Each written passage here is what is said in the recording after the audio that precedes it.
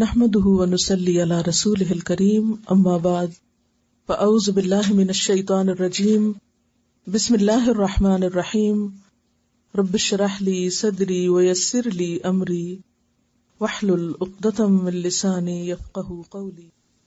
مدینہ کی زندگی میں جب اللہ کے رسول صلی اللہ علیہ وسلم نے مسلمانوں کی تعلیم اور تربیت کا کام شروع کیا اور خاص طور پر ان کے اندر تقوی کا احساس پیدا کیا، تو وہ زندگی کے بہت سے اہم امور کے بارے میں بہت محتاط ہو گئے تھے۔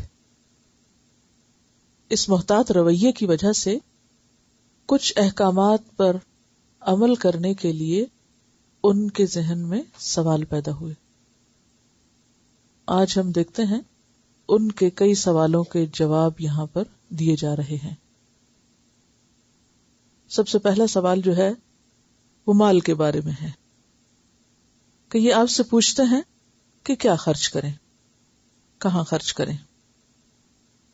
تو انہیں بتا دیجئے کہ جو بھی تم خیر میں سے خرچ کرنا چاہو، اور خیر میں صرف مال ہی نہیں بلکہ مال کے علاوہ صلاحیتیں، وقت، جو بھی انسان کے پاس نعمت اور بھلائی ہے، وہ سب چیزیں جب انسان خرچ کرنا چاہے تو انسان کی بھلائی کا سب سے پہلا مستحق، انسان کے خیر کا سب سے پہلا مستحق اس کے اپنے والدین ہیں۔ اور جیسا کہ میں نے عرض کیا کہ اس میں صرف مال کا خرچ کرنا ہی نہیں بلکہ مال کے علاوہ خدمت، تعلیم، اچھا رویہ، سلوک، تمام چیزیں آ جاتی ہیں۔ تو انسان والدین کے ساتھ بھلائی کرے اور رشتہ داروں کے ساتھ بھلائی کرے۔ رشتہ داروں کو بائی پاس کر کے دوسروں کے لیے خیر اور بھلائی عام کرنا اور اپنوں کو بھول جانا، یہ درست نہیں۔ پھر اسی طرح سوسائٹی کے وہ طبقات جو محروم ہیں، جیسے یتیم ہیں، مسکین ہیں، ان کی طرف توجہ رکھنا بھی ضروری ہے، ان کا خیال رکھنا، ان کی ضروریات پوری کرنا۔ صرف مال ہی نہیں، محبت اور کیئر، شفقت اور ان کے تعلیم و تربیت کا خیال رکھنا، یہ تمام چیزیں بھی ضروری ہیں۔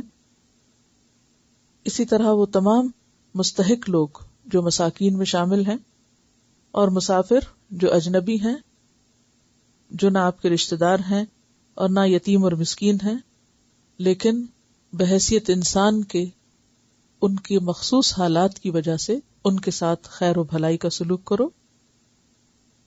اور پھر صرف اسی لسٹ پر اکتفا نہ کرو بلکہ وما تفعلوا من خیر، جو بھی، جہاں بھی، جس سے بھی تم خیر و بھلائی کا جو سلوک بھی کرو گے، نیکی کا جو کام بھی کرو گے، فإن اللہ بہ علیم، تو بے شک اللہ اس کو جانتا ہے۔ اللہ کو سب معلوم ہے کہ کون کیا کر رہا ہے۔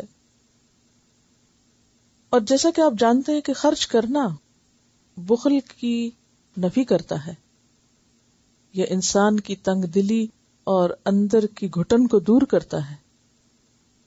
انسان عام طور پر جب عبادات کی ادائیگی کی طرف متوجہ ہوتا ہے تو بعض اوقات حقوق العباد کی ادائیگی کو فراموش کر دیتا ہے۔ پچھلی آیات میں ہم دیکھتے ہیں کہ روزے کا ذکر آیا، حج کا ذکر آیا، یعنی عبادات کی پابندی اور تاکید اور ان کے طریقہ کار کے بارے میں بتایا گیا۔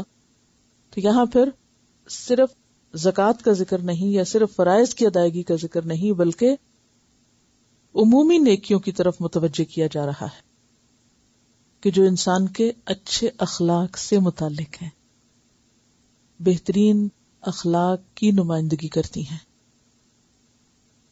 حضرت ابو ذر بیان کرتے ہیں کہ میں نبی صلی اللہ علیہ وسلم کی خدمت میں حاضر ہوا، آپ کعبہ کے سائے میں بیٹھے ہوئے تھے۔ جب مجھے دیکھا تو فرمایا، قسم ہے رب کعبہ کی، وہ لوگ بہت نقصان میں ہیں۔ میں نے کہا، یا رسول اللہ صلی اللہ علیہ وسلم، میرے ماں باپ آپ پر قربان ہوں، وہ کون لوگ ہیں؟ فرمایا، وہ لوگ جو کثرت سے مال جمع کرتے ہیں، سوائے ایسے لوگوں کے جو آگے پیچھے دائیں بائیں اپنے مال کو خرچ کرتے رہتے ہیں۔ تو اس میں ہم دیکھتے ہیں کہ آپ نے ان لوگوں کو نقصان میں بتایا. فرمایا رب کعبہ کی قسم وہ بہت نقصان میں ہے، بہت نقصان میں ہے. کون؟ جو مال جمع کرتے رہتے ہیں اور اسے خرچ نہیں کرتے. ہاں، مال کا ہونا عیب کی بات نہیں اگر انسان اس کو آگے پیچھے دائیں بائیں خرچ کرتا رہے، یعنی ہر طرف، ہر سمت.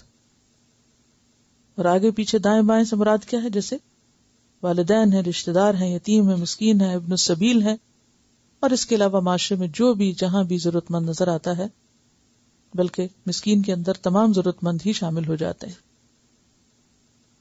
تو بات یہ ہے کہ انسان کے اندر بہت سی خرابیاں اس وقت شروع ہوتی ہیں جب اس کے اندر مال کی محبت اور حرص آتی، اور پھر انسان اسے صرف اپنی ذات یا اپنے گھر والوں کے لیے ہی سمیٹ کر رکھنا چاہتا ہے اور اس خیر کو عام نہیں کرتا. تو انسان جتنا بھی مال جمع کر لے، بہرحال قبر میں تو اپنے ساتھ نہیں لے جا سکتا، چھوڑنا تو اس کو یہیں پر ہے.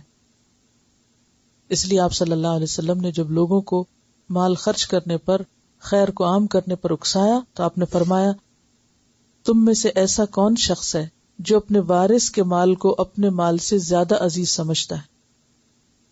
وارث کا مال کون سا ہوتا ہے؟ جو آپ چھوڑ کے جانے والے. اور اپنا مال کون سا؟ جو آپ خود یہاں خرچ کر رہے ہیں یا آخرت میں جمع کرا رہے ہیں. صحابہ نے کہا یا رسول اللہ صلی اللہ علیہ وسلم، ہم میں تو کوئی ایسا شخص نہیں جو اپنے وارث کے مال کو اپنے مال سے زیادہ عزیز سمجھتا ہو. فرمایا یاد رکھو، انسان کا مال وہی ہے جو اس کے آگے نکل گیا، اور جو اس کے پیچھے رہا وہ اس کے وارث کا ہے. آگے نکل گیا سے مراد کیا ہے؟ یعنی جو اس نے آخرت کے لیے جمع کر دیا، یعنی صدقہ کر دیا، مراد یہ ہے. تو اس سے کیا پتہ چلتا ہے؟ اگر انسان صدقہ نہیں کرتا، اپنے ہاتھ سے دوسروں کو نہیں دیتا، اور وہ صرف بیوی بچوں کے لیے ہی چھوڑ کے مرتا ہے، تو وہ تو دوسروں کا ہو گیا، وہ تو آپ کا رہا ہی نہیں، آپ کی ملکیت سے تو نکل گیا. اب اس کو سامنے رکھ کے ہم سوچیں کہ جو کچھ ہم بچا بچا کے رکھتے رہتے ہیں وہ تو دوسرے لے جائیں گے، ہمیں کیا فائدہ ہوگا؟